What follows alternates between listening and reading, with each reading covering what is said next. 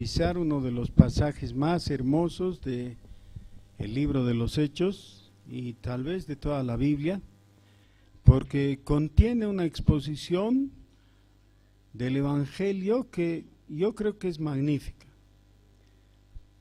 porque tenemos todos los elementos suficientes para comprender el Evangelio debidamente. En algunos casos hay exposiciones en la Biblia del Evangelio, pero que requieren sin duda de otras partes complementarias. Pero casi podríamos afirmar que cuando leemos este pasaje en el capítulo 13, no necesitamos de demasiada investigación en otras partes de la Biblia. Con esto tenemos realmente mucha información muy útil. Vamos a orar.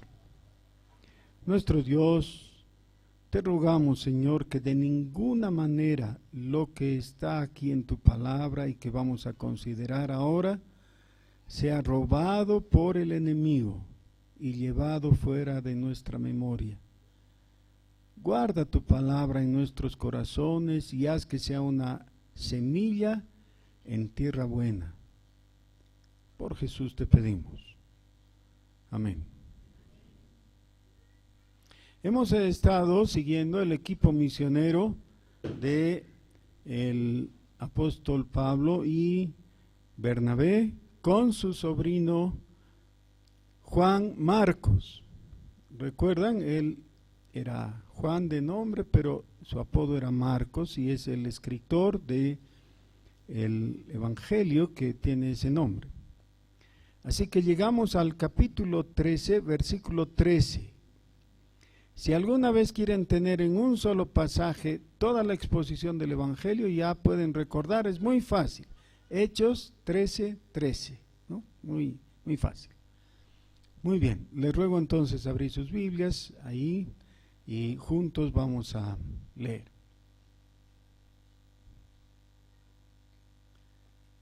Habiendo zarpado de Pafos, Pablo y sus compañeros arribaron a Perge de Panfilia. Pero Juan, apartándose de ellos, volvió a Jerusalén. Ellos, pasando de Perge, llegaron a Antioquía de Pisidia y entraron en la sinagoga un día de reposo y se sentaron.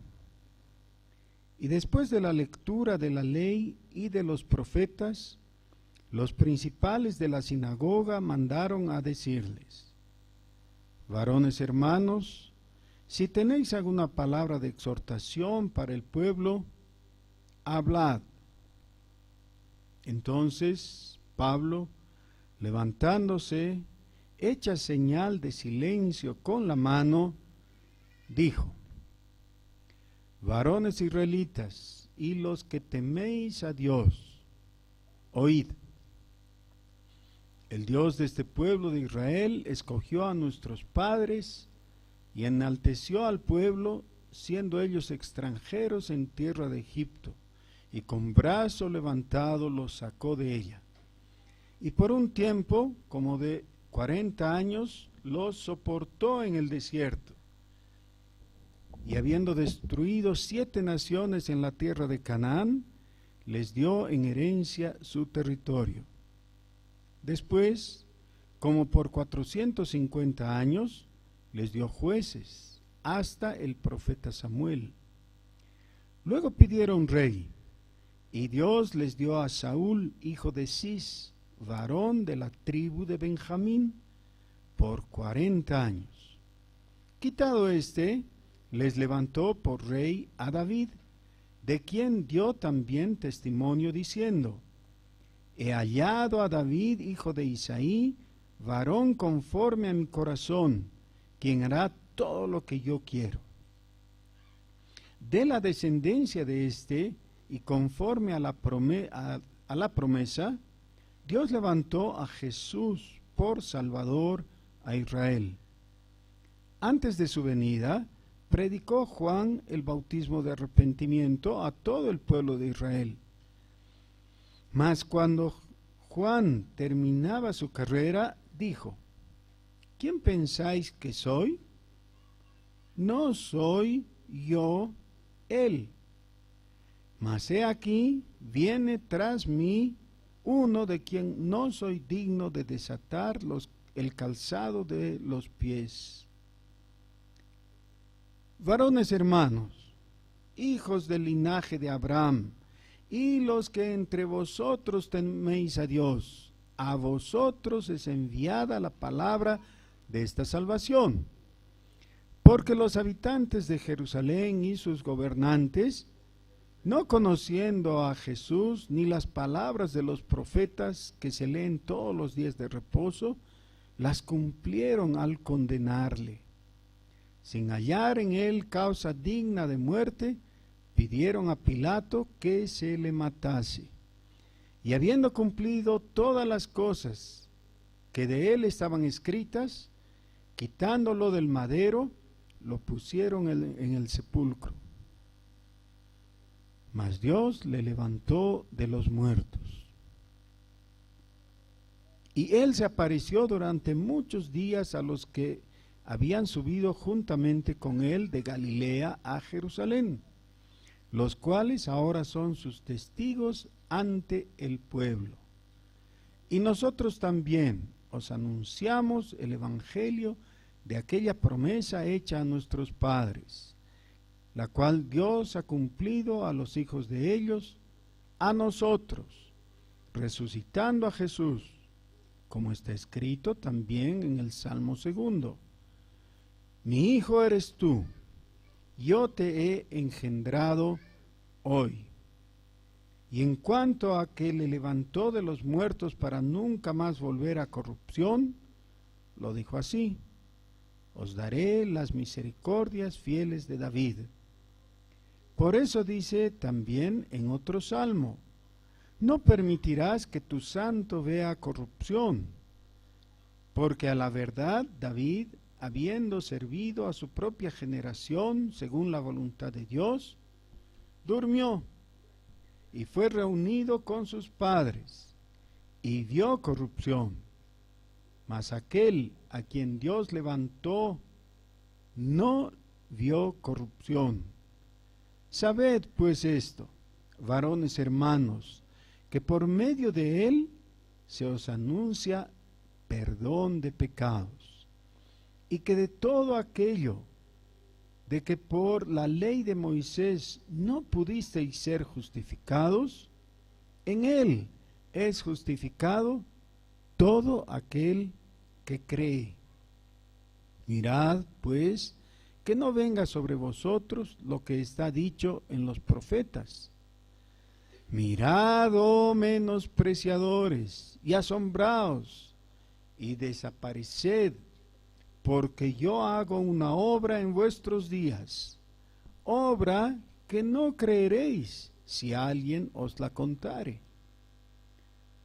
Cuando salieron ellos de la sinagoga de los judíos, los gentiles les rogaron que al siguiente día de reposo les hablasen de estas cosas. Y despedida la congregación, muchos de los judíos y de los prosélitos piadosos siguieron a Pablo y a Bernabé, quienes hablándoles les persuadían a que perseverasen en la gracia de Dios. El siguiente día de reposo se juntó casi toda la ciudad para oír la palabra de Dios. Pero viendo los judíos la muchedumbre, se llenaron de celos y rebatían lo que Pablo decía, contradiciendo y blasfemando. Entonces Pablo y Bernabé, hablando con denuedo, dijeron: a vosotros a la verdad era necesario que se os hablase primero la palabra de Dios, mas puesto que la desecháis y no os juzgáis dignos de la vida eterna, he aquí nos volvemos a los gentiles, porque así nos ha mandado el Señor, diciendo: te he puesto para luz de los gentiles, a fin de que seas para salvación hasta lo último de la tierra. Los gentiles, oyendo esto, se regocijaban y glorificaban la palabra del Señor, y creyeron todos los que estaban ordenados para vida eterna. Y la palabra del Señor se difundía por toda aquella provincia.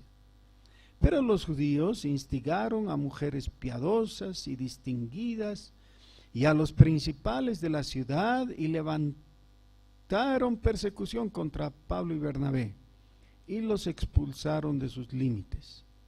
Ellos entonces, sacudiendo contra ellos el polvo de sus pies, llegaron a Iconio. Y los discípulos estaban llenos de gozo y del Espíritu Santo. Amén. Este pasaje, así larguito como es, porque hemos leído hasta el versículo 52, desde el versículo 13, es muy interesante y tiene dos finales en realidad, si se han dado cuenta. Hay un final en el versículo 51, ahí podría haber terminado el capítulo, ¿sí? O en el 52, pero en el 50 ya tenemos un final. Ese es el final triste. ¿Cuál es? Expulsaron a los apóstoles de sus dominios. ¿Quiénes son los que han expulsado a los predicadores? Los judíos de Antioquía. Los judíos de Antioquía estaban disgustados por la presentación que Pablo hizo del Evangelio y la aplicación que había hecho al hablar de los gentiles. La segunda o el segundo final, el segundo epílogo, es el que tenemos en los versículos 51 y 52, que dice que ellos llegaron a Iconio y los discípulos estaban llenos de gozo y del Espíritu Santo. Entonces hay dos formas de terminar este asunto: como perseguidores o llenos del Espíritu Santo. Si fuera nuestro caso, ¿qué escogeríamos? ¿Tú qué escogerías? ¿Ser lleno del Espíritu Santo o ser un perseguidor? Lo interesante de esto es que no se puede ser neutral. Uno podría decir, bueno, realmente yo me haría el de la vista gorda, ¿no? Me situaría, me asentaría sobre la silla del imparcial. A mí no me gusta ser del uno o del otro, prefiero seguir mi propio. Pero, ¿sabes? No es posible. Porque Dios también clasifica a las personas, no haciendo acepción, pero sí de acuerdo a la convicción que ellas tengan. Y entonces, hay el grupo de los que han sido llenados por el Espíritu Santo y de los que no. El punto extremo de los que no son los perseguidores. Pero todos están en ese gran conjunto. Si tuviéramos que terminar ahora mismo este sermón y yo les pidiera que se definan, y como en una campaña evangelística les dijera, por favor levanten la mano todos los que quieren ser llenos del Espíritu Santo. Es posible que estando en una iglesia evangélica, yo supongo que la mayoría de ustedes levantaría la mano y dirían, ah, sí, yo quiero ser lleno del Espíritu Santo. Pero el plantear así las cosas es muy simplón. El ser lleno del Espíritu Santo no es la conclusión o el producto de una pregunta que les haya hecho Pablo a las personas. No les dijo, a ver, ¿quién quiere ser lleno? Y entonces levantaron la mano y fueron llenos. No. Fueron llenos porque se cumplieron otras condiciones previas. Y de eso es lo que vamos a hablar a continuación o enseguida. Primeramente, veamos qué es lo que pasó con aquellos que rechazaron. Como les dije al principio, pocas veces encontramos una exposición tan completa del Evangelio en las Escrituras. Las Escrituras, por supuesto, contienen el Evangelio, pero este está administrado, está determinado en un lugar y en otro, y tenemos una parte de cristología en un sitio y otra parte de neumatología o soteriología, lo que fuera, en diferentes lugares. Pero todo el consejo de Dios que compone el Evangelio está aquí. Así que de ninguna manera podrían los judíos de Antioquía decir, sí, bueno, hemos escuchado, pero no todo. Hemos escuchado, pero teníamos dudas, teníamos lagunas. Las personas que no quieren definir su corazón a favor de Jesús suelen esgrimir pretextos, ¿no? Razones que en realidad son falsas para no hacerlo. Es muy común, todos hemos conocido gente que dice, sí, yo voy a ser cristiano, pero cuando me case, porque hasta antes de casarme yo quiero tener un cierto margen de libertad, ¿no? O, sí, ya voy a ser cristiano cuando sea profesional y trabaje y ya esté bien situado y acomodado, ahí ya voy a... y cuando eso ocurre, entonces ponen una meta más larga, ¿no? Cuando me jubile. Porque cuando me jubile voy a tener tiempo y voy a poder disponer, ya voy a tener platita ahorrada, voy a poder hacer las cosas. Y aguarda un momento, todavía no. ¿Qué oportunidad tuvieron los judíos de la sinagoga de Antioquía de Pisidia? Y para los que no han estado en los sermones anteriores, les recuerdo que ahora estamos en un lugar que no es Israel, no es el ámbito judío. Estamos en el extranjero, digamos, y además bastante lejos. Estamos en un lugar que ahora es Turquía. Es a por lo menos 1000 kilómetros de distancia de la tierra donde vivían los israelitas. Era una colonia israelita en el extranjero. Entonces mi pregunta es, ¿qué oportunidad tuvieron los judíos de la sinagoga de Antioquía de Pisidia de escuchar el Evangelio? Tuvieron una oportunidad plena. Bien, la cosa fue, gracias a Dios, de una dimensión suficiente como para que Pablo pudiera exponer todo lo que tenía que decir y todo lo que ellos necesitaban oír. En base a lo que Pablo expuso, ya ellos deberían haber podido responder afirmativa o, como hicieron, negativamente.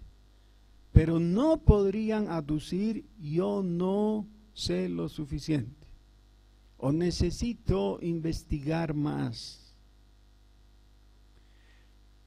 En determinado momento les pidieron a los apóstoles que se quedaran hasta el sábado siguiente, porque las sinagogas se reúnen en sábado. Las sinagogas y los adventistas, ¿no?, se reúnen en sábado.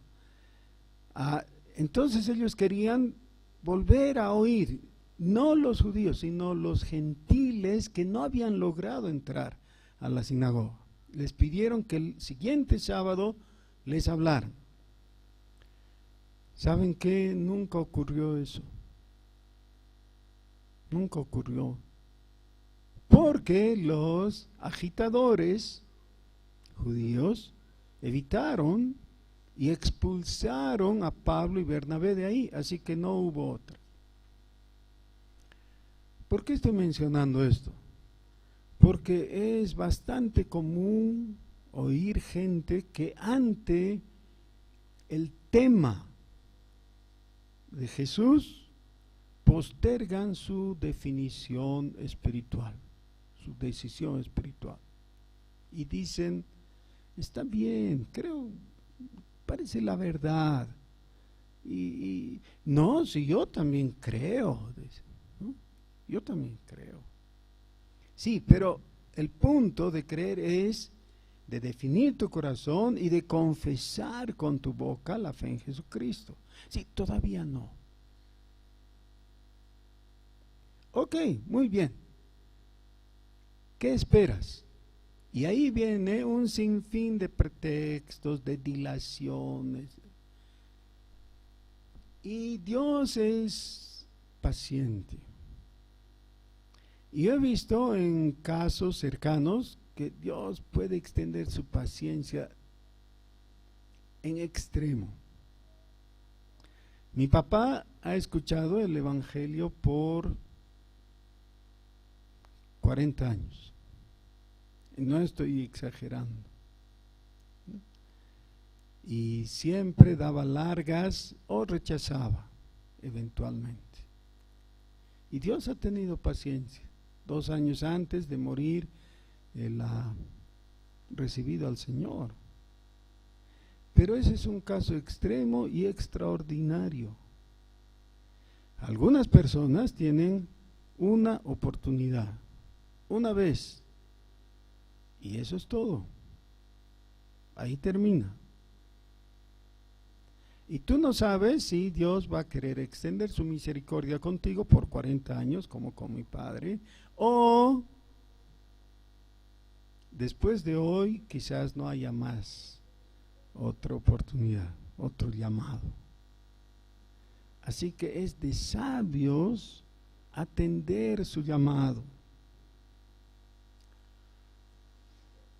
Por supuesto, el llamamiento importante es aquel que trae la convicción del Espíritu Santo a tu corazón de que es la verdad. Pero la proclamación del Evangelio es imprescindible. La verdad tiene que llegar a tu mente. Y tú puedes distraerte y de esa manera rechazar. ¿Recuerdan las 4 semillas que cayeron en 4 terrenos diferentes? 3 de ellas se perdieron finalmente. Una de ellas sirvió, es decir, cayó en tierra buena. La tierra, en la parábola del sembrador, representa la actitud del hombre. Así que siempre que se entre en la discusión de la predestinación, los que están predestinados y los que no están predestinados, la gente se preocupa y todo eso. Sí, pero yo, como buen calvinista que soy, y ustedes tienen la evidencia, creo totalmente en la predestinación, pero la Biblia enseña que tú eres responsable de la respuesta que Dios pide de ti ante la proclamación del Evangelio. Necesitas responder. Y puede ser de los que respondan y se llenen de gozo y del Espíritu, o de aquellos que dilatan o rechazan a Jesús. Bueno, pero ¿qué es lo que hay que considerar? La primera cosa que notamos es que el Evangelio, a diferencia de muchas doctrinas que se predican alrededor del mundo, tiene una base histórica, una raíz histórica.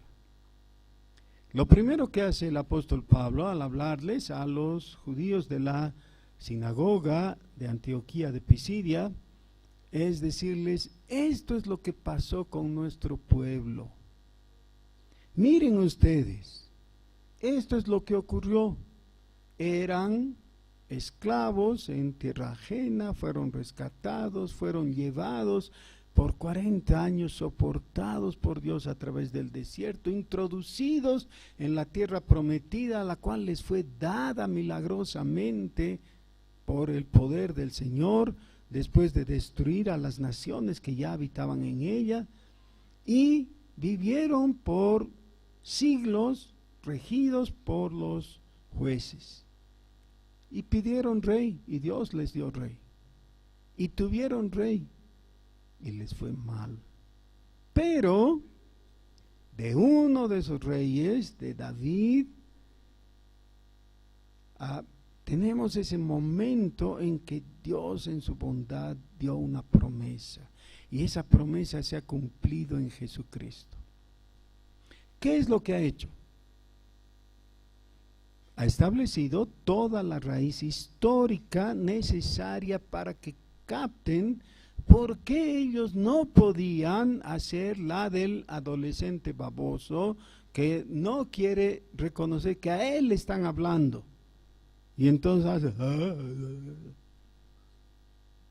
No te hagas el del otro bien. A ti te está hablando. A ti te está hablando. El Espíritu Santo está dirigiendo su dulce voz de llamamiento a ti. Y no falta la esposa que le codea al marido, ¿no? No le codees, tú codéate. Para ti es. Para mí.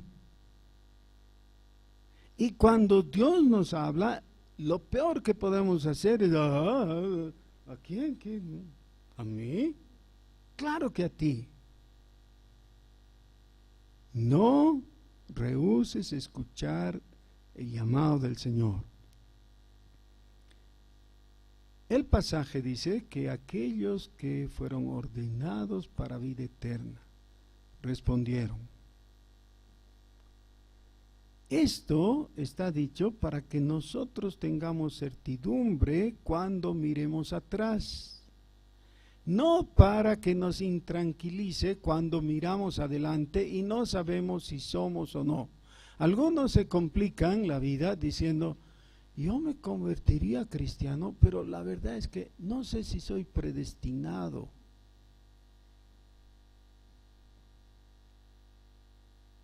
Lindo pretexto, pero ya no me mareas.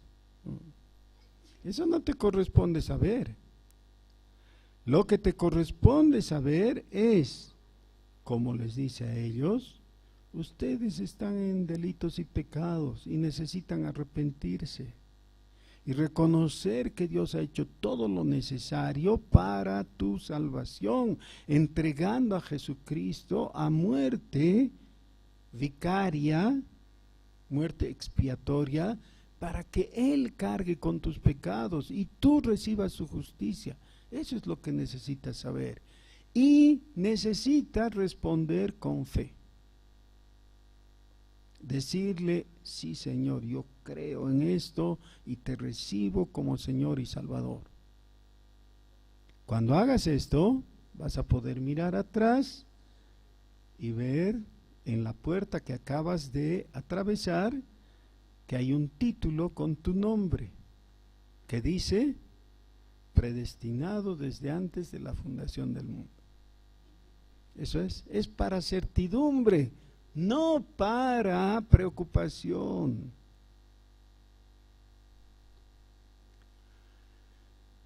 Pero los judíos que estaban ahí al principio fueron cautivados por las palabras de Pablo, no podían rechazar lo que él estaba diciendo, y sin embargo no tomaron una posición favorable, no se convirtieron de corazón. Y más bien cuando vieron que los gentiles eran involucrados en el llamamiento, se llenaron de celos.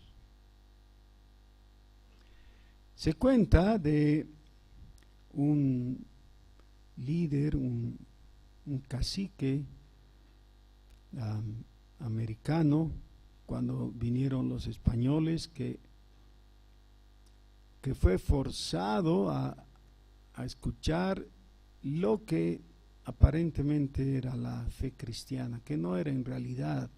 Lo que trajeron los españoles no fue el evangelio, fue un garabato, una parodia.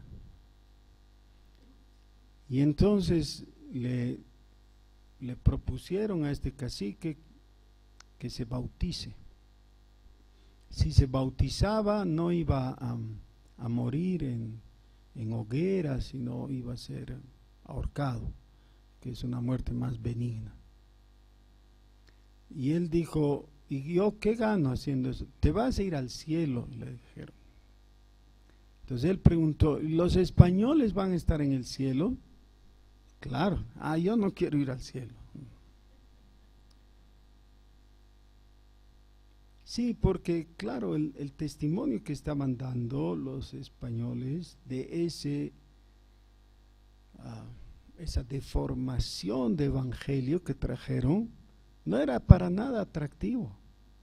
¿Quién quiere ser cristiano con cristianos que se portan tan mal? Mi pregunta es: ¿por qué los judíos se llenaron de celos al punto de rechazar en la práctica el llamado de Pablo a la conversión? ¿Por qué les indignó tanto? ¿Por qué les molestó tanto que involucre a los gentiles?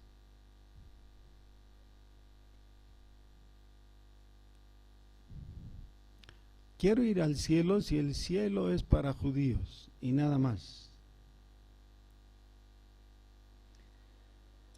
En el versículo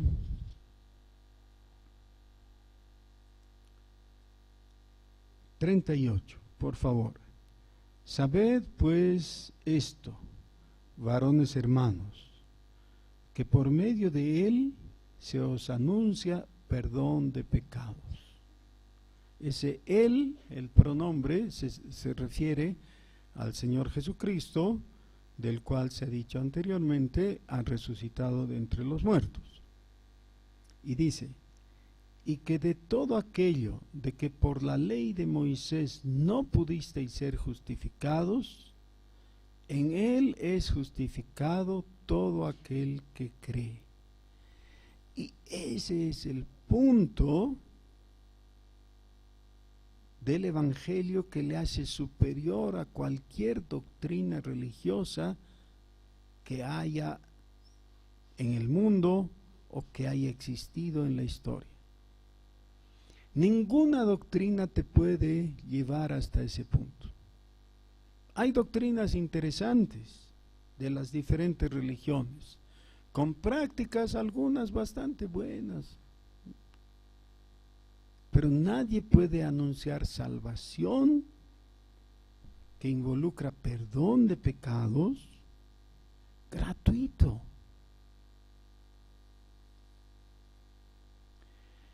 Esto es lo que hace tan aberrante la doctrina católico-romana. El romanismo ha enseñado por siglos del purgatorio. Dicen que hay un lugar espiritual al que las almas de los difuntos van, y si no tienen pecados mortales, solo pecados veniales, ellos clasifican así, entonces entran al purgatorio, y en el purgatorio están quemándose por un tiempo, así sufriendo tormento, hasta que ocurre algo. A alguien se le ocurre dar una misa en su favor o comprar una indulgencia. ¿no? ¿Se acuerdan? En el día de la Reforma hemos hablado de eso. Y entonces el alma de esa persona sale del purgatorio. La primera cosa es que la Biblia no habla nada de ese lugar, ni de purgatorio. La segunda cosa importante es que entonces todo el carácter del plan de salvación de Dios se deforma totalmente. No tiene sentido, porque el purgatorio es la forma de obtener perdón a través del sufrimiento personal. Es decir, cumplir los requisitos, eso es purgar, para obtener el perdón de Dios. ¿Y por qué he dicho que es aberrante? Frente al Evangelio es una aberración, porque el Evangelio es el llamado a los culpables para que el Señor Jesús cumpla su oferta, su llamamiento, su promesa de quitar todo el peso de tu pecado gratuitamente. Ese es el punto. No necesitas hacer nada, no necesitas sufrir, no necesitas pagar para que Dios perdone tus pecados. Los pecados de aquel que cree son perdonados y es limpiado. Y esa persona recibe junto con la salvación una serie de beneficios. Y por ninguno de ellos necesita abonar ni un centavo. Tristemente, aún en las iglesias evangélicas, algunos pasan a entregar su ofrenda o su diezmo creyendo que están pagando a cuotas por su salvación. No, olvídense, no tiene nada que ver. Y así, si eso es lo que hacías, deja de hacerlo. No pagamos por nuestra salvación, la salvación es gratuita. Entregamos nuestros diezmos, ofrendas como contribución a la causa del Evangelio, pero no es que estás pagando por algo que has recibido o estás con pagos previos para recibir en algún momento la salvación, ¿no? Un pago a cuotas, no hay eso, ¿ya? Todo el precio de tu salvación ya ha sido pagado íntegramente, 100% en la cruz por Jesús. Y es maravilloso. Así que les dice que todo aquel que no había logrado por la ley de Moisés ser justificado, ahora es justificado por creer. La fe nos habilita para recibir de gracia el perdón. Hay una exhortación que el apóstol toma del libro de Habacuc, en el capítulo 1, versículo 5, y lee él esto: mirad, oh menospreciadores, y asombraos, y desapareced, porque yo hago una obra en vuestros días, obra que no creeréis si alguien os la contare. Eso no creeréis no es la afirmación de que no van a creer, es lo que está diciendo es, va a ser tan maravilloso como cuando te cuentan algo y dices, no puedo creer, pero estás creyendo, ¿no?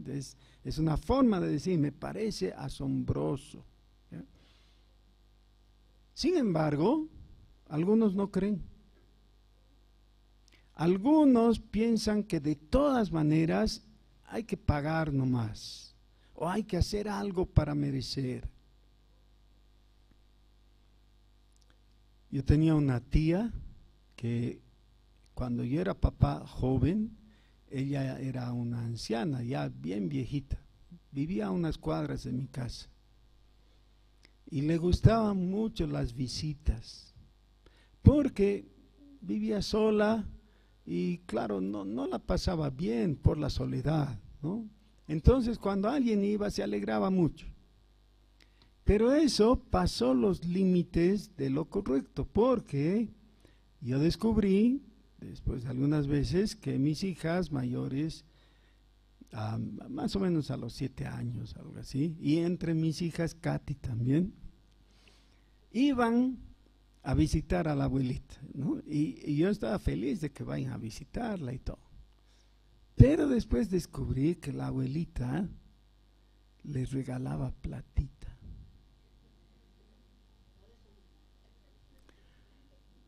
Y si hubiera sido solamente que le regalaba platita, bueno, pero en realidad se notaba que ella sentía que estaba pagando por la visita. Y había una promesa, ¿no? Que si vienes a visitarme, te voy a dar platita. La abuelita lo hacía pensando que los adultos no se iban a dar cuenta.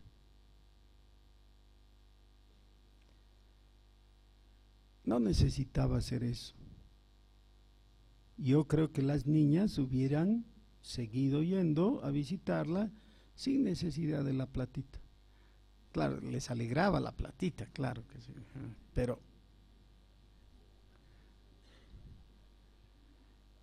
me parece que en la tía era parte de la chochera, ¿no? Era parte de ese divorcio que hay con la realidad que tienen los ancianos, ¿no? Desde cierta edad o cuando ya no pueden razonar totalmente bien.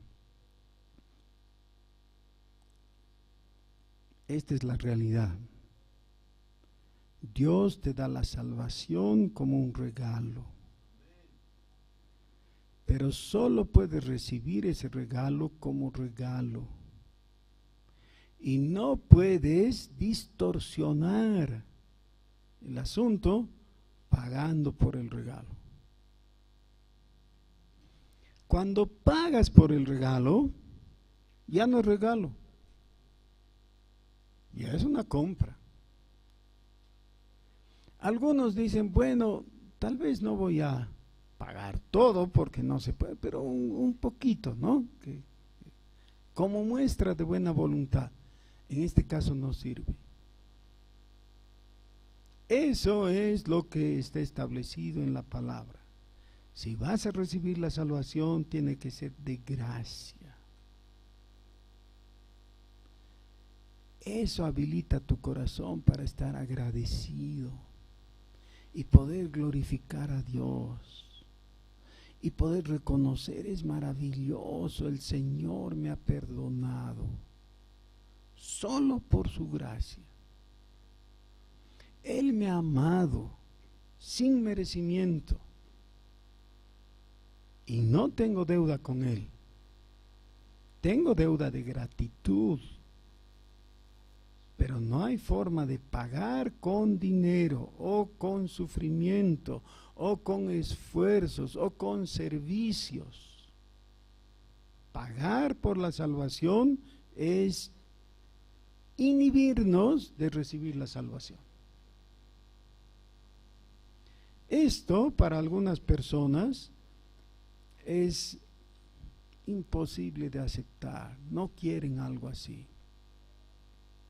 Quieren recibir, pero quieren pagar, porque dentro de ellos todavía hay un gusano de orgullo que no les permite extender la mano. Pero es cuando extendemos la mano vacía que somos capaces de recibir lo que Dios nos está dando. Por eso les dice, menospreciadores. En Habacuc 1:5, y toma Pablo esas palabras. Hermanos, el mismo mensaje de Pablo en Antioquía de Pisidia, es el mensaje que todavía está predicado para nosotros. Uno podría decir, pero ¿para qué buscar a los judíos? Los judíos ya conocían. Todavía en nuestros días hay predicadores evangélicos que piensan que los judíos de nuestros días no necesitan oír el evangelio, no necesitan convertirse a Jesucristo y por tanto ser cristianos para poder ser salvos. Creen que con lo que tienen del judaísmo, con eso ya son salvos. No.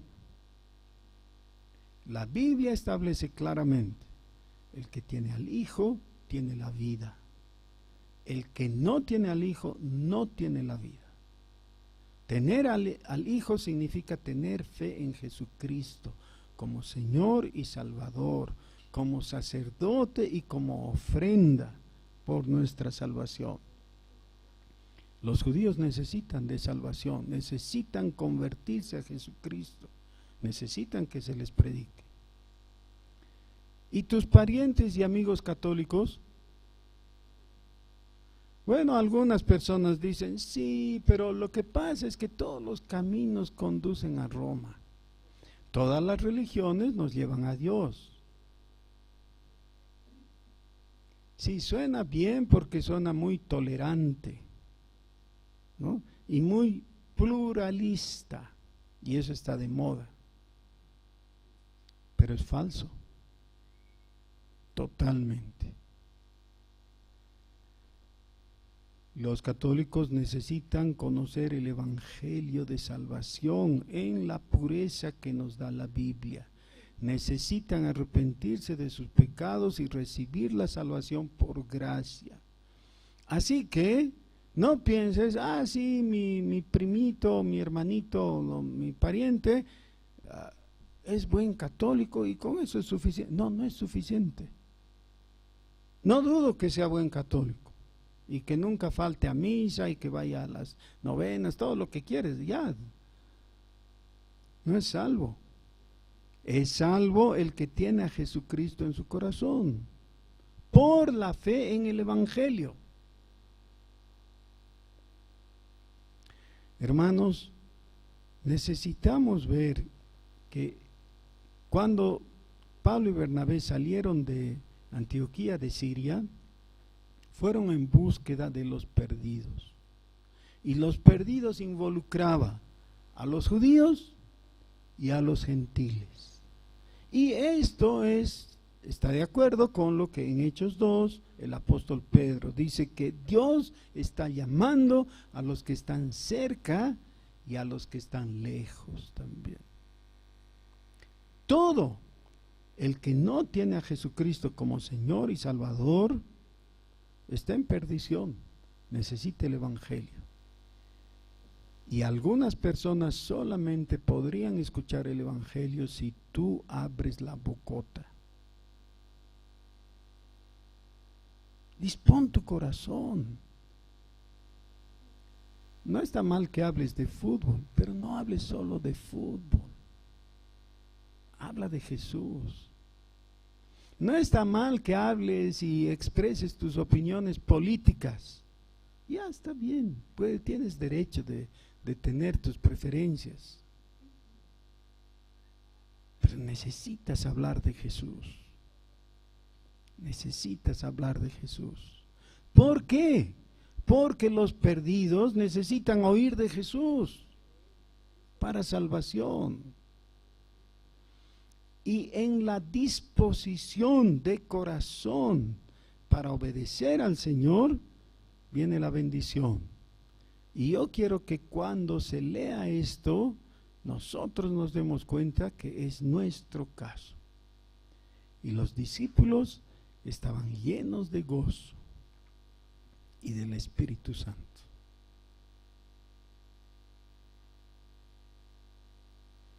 Como cristianos y tristes y preocupados y todo eso, no, pues vamos a ser cristianos llenos de gozo y del Espíritu Santo.